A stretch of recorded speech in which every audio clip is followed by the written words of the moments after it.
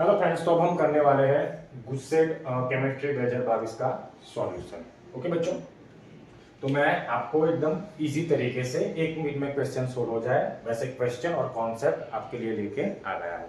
तो सबसे पहला वाला क्वेश्चन देखते हैं बच्चों, incorrect order of acidic strength. लेकिन इससे पहले अगर आगे वाला 23 का सॉल्यूशन आपने नहीं देखा है केमिस्ट्री का, तो सबसे पहले वो आप देख लो, तो आपको अच्छे से आइडिया रहे कि क्या चल रहा है गुजकेट जेडब्ल्यू नीट एग्जाम सीरीज। अभी मार्च, अप्रैल और मई को अभी गुजकेट की एग्जाम आने वाली है, 23 मार्च को आने वाली है। तो उसके लिए मैं सारे ही गुजकेट के पेपर आपको बारी बारी से सॉल्व करा रहा हूँ, और जितने भी कॉन्सेप्ट और क्वेश्चन मेरे से बन सकेंगे 23 तक, उतने सारे कॉन्सेप्ट मैं आपके लिए लेके आ गया हूँ। तो जितने जितने हो पाएंगे उतना हम करेंगे।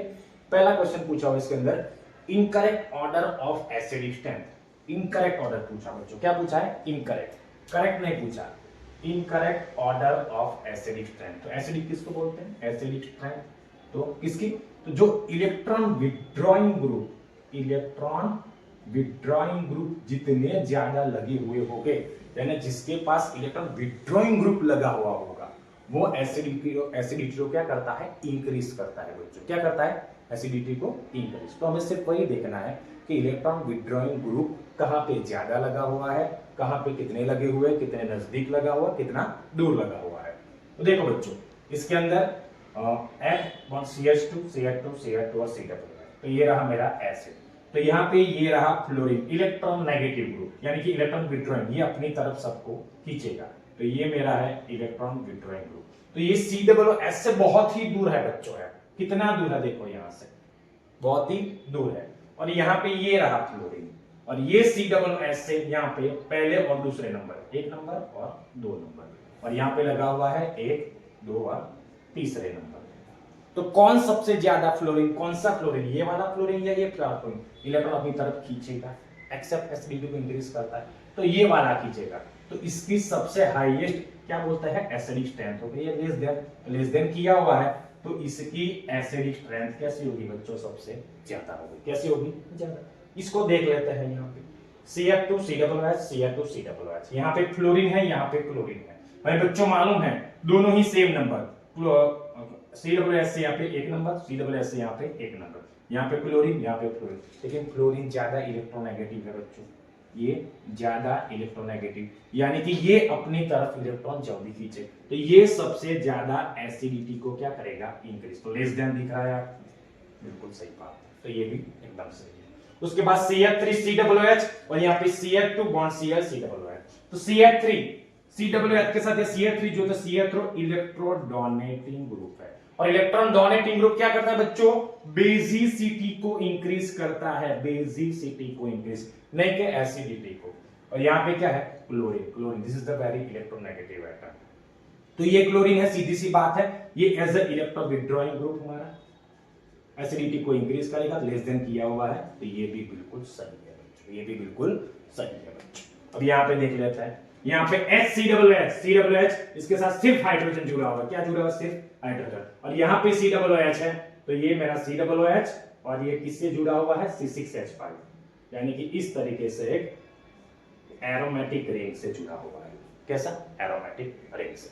तो अब ये COOH इलेक्ट्रो विड्रॉइंग ग्रुप है बच्चों। कौन सा है? Electro withdrawing group. तो इसमें एक एक्सेप्शन मींस के ये बोल सकते हैं कि जब COOH यानी कि इस ग्रुप के साथ एरोमेटिक रिंग जुड़ा हुआ है C6H5, तो अगर COOH हमें मालूम है इलेक्ट्रॉन विड्रॉइंग ग्रुप है, तो ये C6H5 जो है हमारा C6H5, ये ऐसा वर्क करेगा इलेक्ट्रोडोनेटिंग ग्रुप। कैसे वर्क करेगा? Electron donating group. अगर यहां पे इलेक्ट्रोडोनेटिंग ग्रुप होता तो aromatic ring C6H5 as a work करती इलेक्ट्रॉन विड्रॉइंग ग्रुप। तो ये भी बच्चों आपको बहुत ही याद रखना है, छोटा सा कॉन्सेप्ट, लेकिन आपको याद रखना है कि जब भी C6H5 के साथ जो भी ग्रुप होगा, अगर वो इलेक्ट्रो विड्रॉइंग ग्रुप होगा, तो C6H5 इलेक्ट्रोडोनेटिंग ग्रुप ऐसे वर्क करेगा। अगर ये ग्रुप इलेक्ट्रोडोनेटिंग ग्रुप होगा, तो C6H5 यानी कि aromatic ring electron withdrawing group ऐसे वर्क करेगा। तो COOH अभी इलेक्ट्रॉन विड्रॉइंग ग्रुप है, तो ये वर्क का है इलेक्ट्रॉन डोनेटिंग ग्रुप। अगर ये इलेक्ट्रॉन डोनेटिंग ग्रुप की तरह वर्क करता है तो ये बेसिसिटी को इंक्रीज करता है बच्चों। किसको इंक्रीज करता है? बेसिसिटी को इंक्रीज करता है। तो ये लेस देन इस तरफ नहीं आएगा, ये क्या आएगा इसके अंदर? ग्रेटर देन आएगा बच्चों। कौन सा आएगा बच्चों? Greater than. अब दूसरा क्वेश्चन देखते हैं।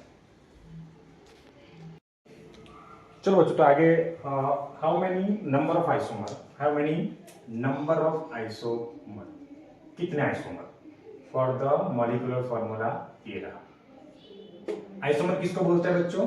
आइसोमर जिसका मॉलिक्यूलर फॉर्मूला यानी कि ये C3H9 और N ये सेम होता है, और जिसका स्ट्रक्चरल जो फॉर्मूला होता है वो कैसा होता है? डिफरेंट होता है। भाई मॉलिक्यूलर फॉर्मूला सेम रहेगा, बाकी सब आ जाएगा चेंज। C3H9N, N यानी कि नाइट्रोजन है, यानी कि एमाइन के, अब मैं लाइट हो जाना चाहिए कि एमाइन में से क्वेश्चन पूछा हुआ है, तो ड्रॉ कर लेते हैं। कैसे ड्रॉ करते हैं? 3 कार्बन।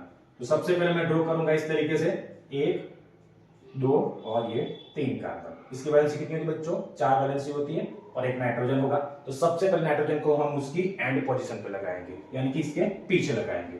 तो यहाँ पे CH3 एक आ गया, यहाँ पे CH2, यहाँ पे CH2, और एक बॉन्ड बनाने के बाद यहाँ पे नाइट्रोजन आएगा।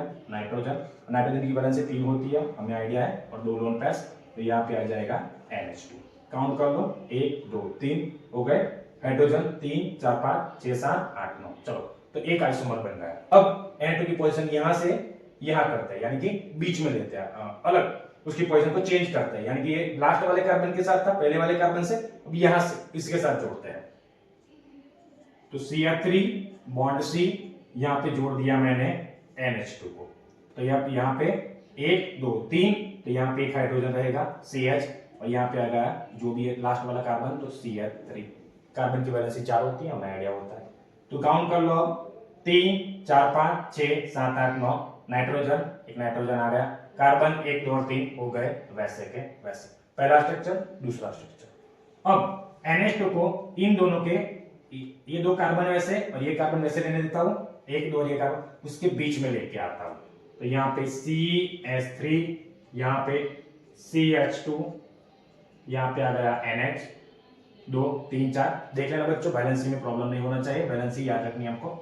इसके बाद यहाँ पे आ जाएगा CH3, तो इसकी वैलेंसी ये 2 लोन पे 1 2 3 2 3 ओके। चलो डन। काउंट कर लो, 1 2 और 3 कार्बन, हाइड्रोजन 3 4 5 6 7 8 9, दूसरा ये भी आ गया। अब और एक पोजीशन, NH को की तीनों, NH की तीनों तरफ में कार्बन ले लेता हूं, यानी कि नाइट्रोजन की तीनों बार, 3 कार्बन है मैक्सिमम, तो मैक्सिमम से 3 कार्बन ले लेता हूं। तो यहाँ पे मैंने रख दिया ये नाइट्रोजन, इसके यहाँ पे ये CH3, ये CH3 और ये CH3। काउंट कर लो, 1 2 3 कार्बन, हाइड्रोजन 3 और 3 6 6 और 3 9, और यहाँ पे आ जाएंगे 2 लोन पेयर। लोन पेयर आप 2 और 3 अपने तरीके से आपको रख देना। तो 1 2 3 4। अगर इसके अलावा आपको लगता है कि आप इससे ज्यादा स्ट्रक्चर ड्रॉ कर सकते हो C3H9N, तो आप देख लेना।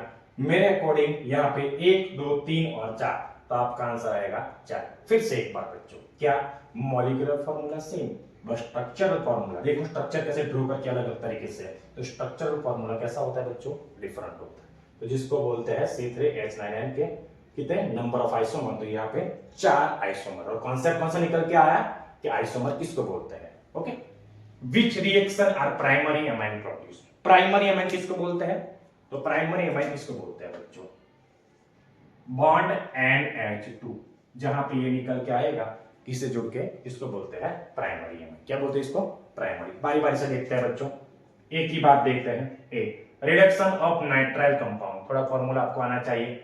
Nitrile bond C triple bond N, इस तरीके से बच्चों होगा, तो उसको मैं आगे करूंगा रिडक्शन ऑफ नाइट्राइल कंपाउंड, तो उसको आप देखेंगे इस तरीके से, फिर उसका कर देंगे हम रिडक्शन। तो ये कन्वर्ट होता है बॉन्ड CH2 बॉन्ड NH2 के अंदर, तो बॉन्ड NH2 आ गया, इसके साथ बच्चों आ गया, इसका रिडक्शन किया तो बॉन्ड CH2 NH2, तो ये बन गया मेरा प्राइमरी एमाइन। क्या बन गया? बॉन्ड NH2 होना चाहिए, प्राइमरी एमाइन।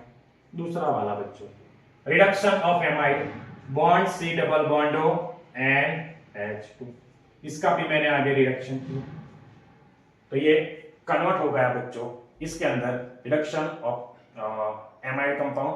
तो ये भी कन्वर्ट होके हो जाएगा, यहाँ पे कन्वर्ट हो जाएगा बॉन्ड CH2 NH2, ऑक्सीजन निकल जाएगा, हाइड्रोजन जुड़ जाएगा, बॉन्ड CH2 NH2, तो ये भी हो गया प्राइमरी में। उसके बाद C, Huffman bromide degradation reaction. Huffman bromide में वही होता है, bond C double bond O NH2, इसकी रिएक्शन करवाते हैं NaOH और Br2 से। तो NaOH और Br2 रिएक्शन कराता है, ये जो होता है वो पूरा निकल जाता है, तो यहाँ पे आ जाता है बॉन्ड NH2, क्या bond C double bond O, ये ग्रुप वाला निकल जाता है और यहाँ पे निकलता है बॉन्ड NH।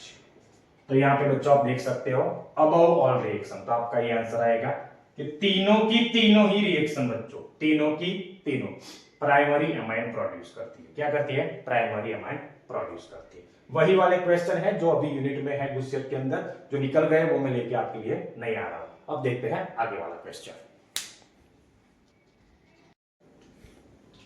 चलो बच्चों आगे देखते हैं। अब आइडेंटिफाई द कंपाउंड C, यहाँ पे C कंपाउंड कौन सा आएगा बच्चों?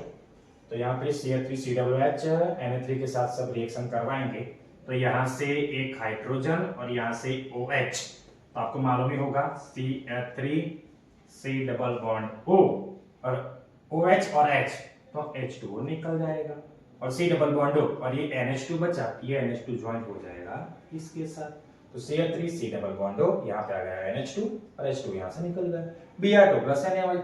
हफमैन ब्रोमाइड लास्ट वाले पेपर में भी था बच्चों,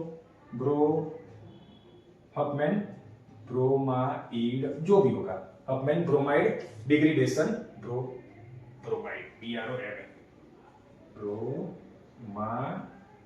हफमैन ब्रोमाइड डिग्रेडेशन रिएक्शन, तो Br2 प्लस NaOH हमें मालूम है कि ये वाला जो पोर्शन है वो निकल जाने वाला है, तो यहाँ पे भी क्या आएगा हमारा CH3 bond NH2, CH3 bond NH2, C double bond निकल जाएगा।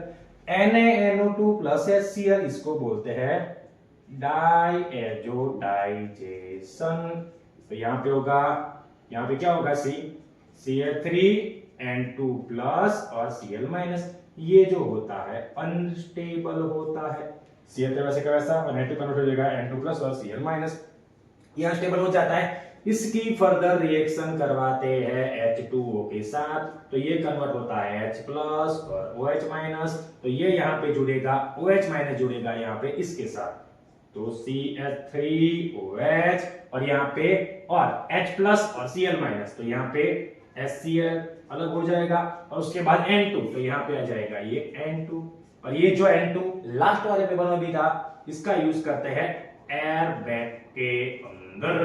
किसके अंदर यूज करते हैं बच्चों? एयर बैग के अंदर। आगे select proper statement from T and F statement, T and F में लिखना ही भूल गया, T एंड F यानी कि यहाँ पे अलग अलग आंसर थे बच्चों, एक मिनट लिख लेता हूं मैं, FT एक, FT B, FTTT C, FFTT या D, TTT और T। देख लेते बच्चों। तो सबसे पहले pentose sugar plus base is equal to nucleotide, बच्चों ये गलत है। Pentose sugar plus base plus अगर फॉस्फेट होता, फॉस्फेट PHOSPHAT, फॉस्फेट होता, pentose sugar plus base plus phosphate, तो दिस इज न्यूक्लियोटाइड, तो सही होता, यानी कि ये दो ही है तो ये गलत है, तो पहले वाला गलत कहां पे दिख रहा है? F, ये सही दिखा, तो ये तो हो ही नहीं सकता, ये तीन हो सकते हैं F और F। उसके बाद आगे न्यूक्लियोटाइड प्लस फॉस्फेट, तो न्यूक्लियोसाइड, न्यूक्लियोसाइड में बच्चों क्या होता है? न्यूक्लियोटाइड प्लस फॉस्फेट, तो इसके अंदर बच्चों ये फॉस्फेट होता नहीं है, ओनली न्यूक्लियोटाइड, तो न्यूक्लियोटाइड में क्या होता है बच्चों? पेंटोस शुगर प्लस बेस, उसमें फॉस्फेट नहीं होता है, तो ये भी आपका स्टेटमेंट गलत है, तो दूसरा वाला गलत कहां पे है? तो यहाँ पे सही आ गया, तो ये निकल गया, तो यहाँ पे ये भी निकल गया, ये भी निकल गया, तो कौन सा बच्चा? ये सिर्फ सी वाला बचा। कौन सा बचा? सी वाला। फिर भी एक बार आगे दे देते हैं। DNA contains 4 bases A G C and T, सही बात है। आरएनए कंटेन 4 बेसिस एजीसी, देखो बच्चों एजीसी कॉमन, एजीसी कॉमन, यहाँ पे टी आता है और यहाँ पे आता है यू आता है, तो वो आपको ध्यान में रखना है। देखते हैं आगे वाला क्वेश्चन बच्चों। आगे तो अब which glycosidic linkage occurs in amylopectin, तो glycosidic linkage occurs in amylopectin, तो एमाइलोपेक्टिन के अंदर बच्चों C1C4 एंड C1C6, ये वाला आपको याद ही रखना है सीधा।